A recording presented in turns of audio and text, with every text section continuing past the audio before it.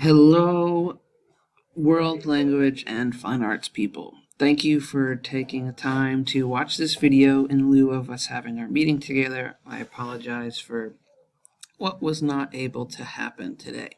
But I do want to make sure that you get all this information so you can feel successful as we're moving forward in the semester. So I did want to start a little bit of a recap and revisit the why are we here? Why are we doing these meetings? And I know it can get confusing with the different acronyms and all the different meetings we have, but I just wanted to clarify a couple things. And biggest thing is being why? Why are we having these meetings? So I'm going to start here at the top with the idea that we have our vision for GHS being, preparing every student for a better tomorrow than today by ensuring every student is known.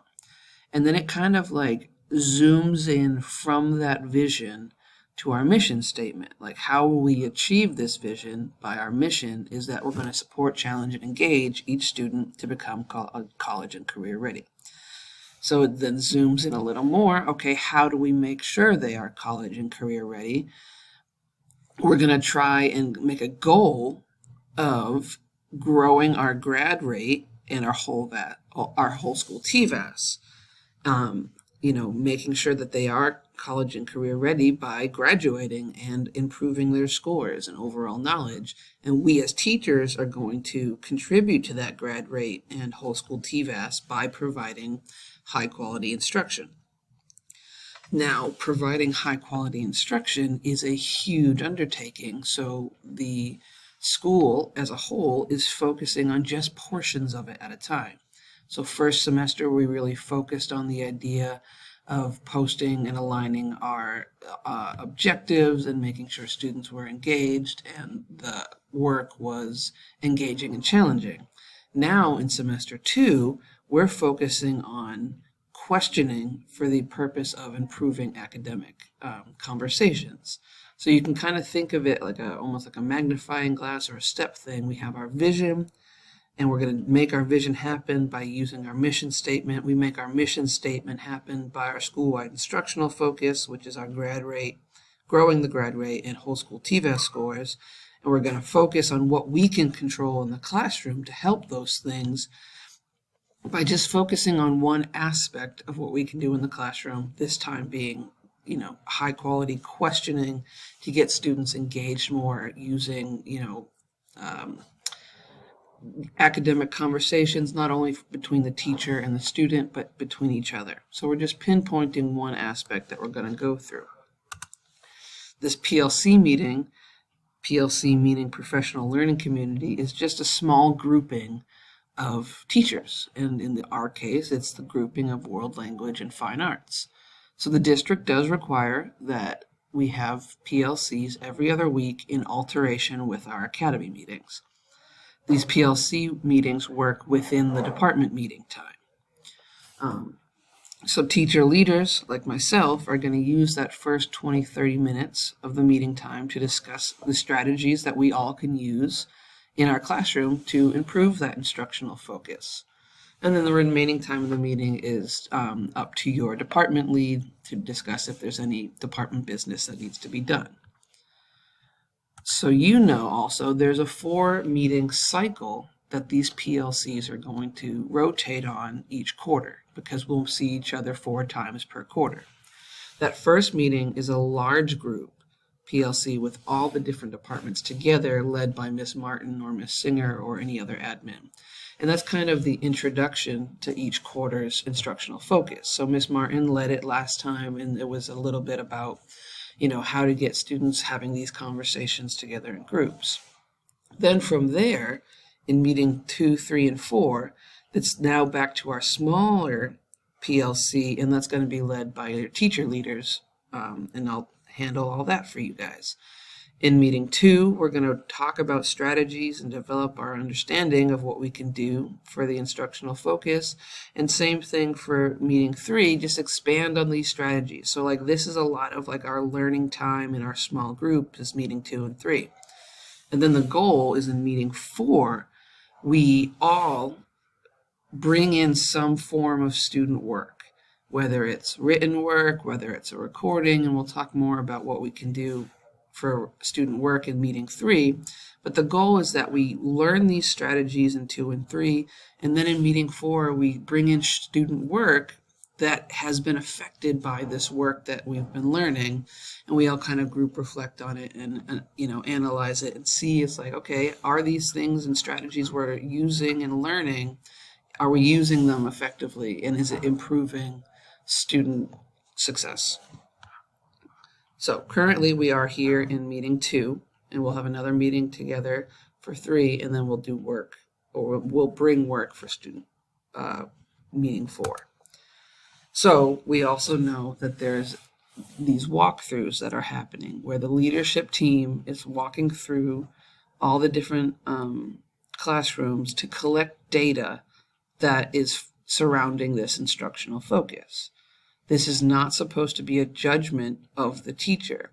What this is data collection to assess if these PLCs and this focus that we're focusing on is effective. Is it happening in the classroom? So it's more of a reflection on what we're doing in the PLCs, like, are we getting the information out clearly so teachers can use it in the classroom?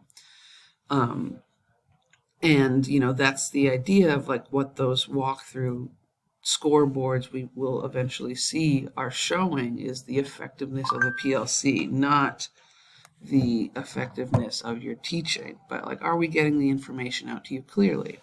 So the goal of the PLCs are to provide you all with the strategies you need to hit, so when they do come into your classroom and you are feeling observed, do you have those strategies that you know that they're looking for to be successful and hit those benchmarks in your classroom? So just so you know too, what they're using for the walkthrough tool, the first 6 questions are just like, who's the teacher, what class is it, their name, etc. But then the things that they're collecting for data, obviously just the number of students in the class and the number of students currently on task. They're only in there for 20 minutes, so it's not a whole time. It's just a snapshot of that 20 minutes. And that's just a generalized thing that we'll be using all year long, is we want to make sure students are engaged the whole time. So we're getting data on the percentage of students that are on task.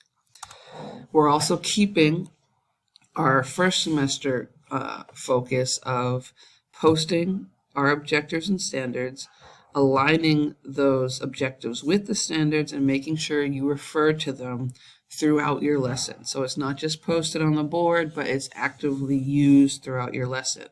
So, they're going to be looking for, are all 3 of those elements present? Are most of them present? Maybe a few, or maybe in some cases there's none of them present. Now, the new things for this semester are going to be talking about questioning, and we're going to go a little bit more into depth about these, where we have open versus closed questions. And they're going to be looking for, are there more examples of open questions, more examples of closed questions, or is there a balanced amount, or did they not observe any questions? And that's okay too, because in some of our classes, if they're coming in for 20 minutes, there might not be an opportunity during that time for questioning. But our goal is that we are hitting a little bit more open questions or a balanced amount. And we'll talk about that more. The other question they're looking for, was there at least one opportunity for students to cite evidence? And we're going to talk about the citing evidence aspect a little bit more in meeting 3, but they're just going to say yes or no. And then were the questions that were asked aligned to those instructional objective standards? So like, were they random questions, or were they actually focused towards what were, what you've already stated as your daily objectives for the day? Okay, so those are the tools that the walkthroughs will be collecting to make sure that the information we present here is reaching the teachers effectively. So let's get started on learning strategies we can use to make sure we're hitting those benchmarks and feeling like we can be successful as teachers for the benefit of our students. So real quick, here's a short video that kind of inspires us for today's focus.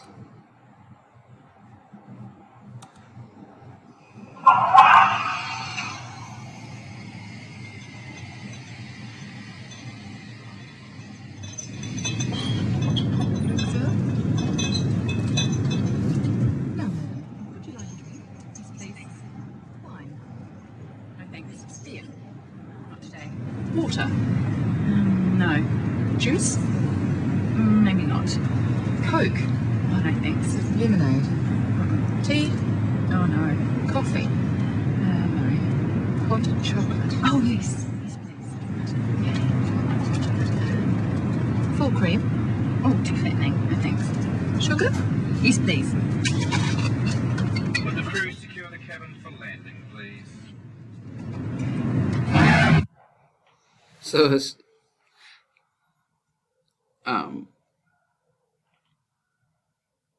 exactly what it says there. It's not about asking questions, it's about asking the right questions that are really going to lead to effective use of these questionings. So take a look at these questions for just a second. And what do you notice about these questions in particular?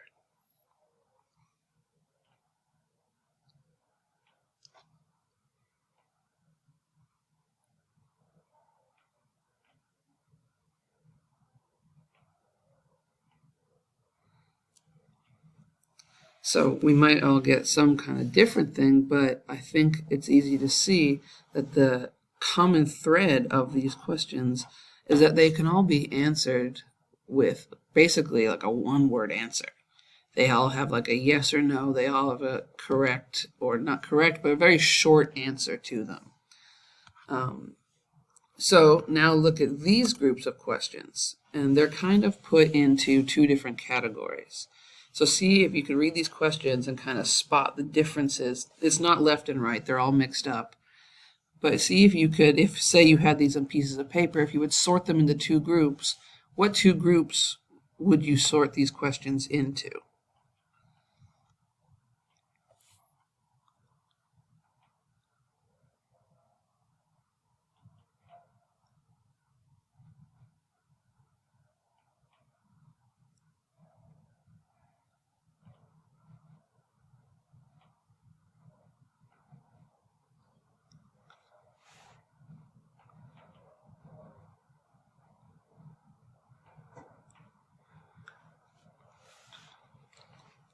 So based on the previous slide, you can kind of see there's some of these questions are going to be short, like one word answer. There's right or wrong answers, very much, answers that could be given with a multiple choice quiz.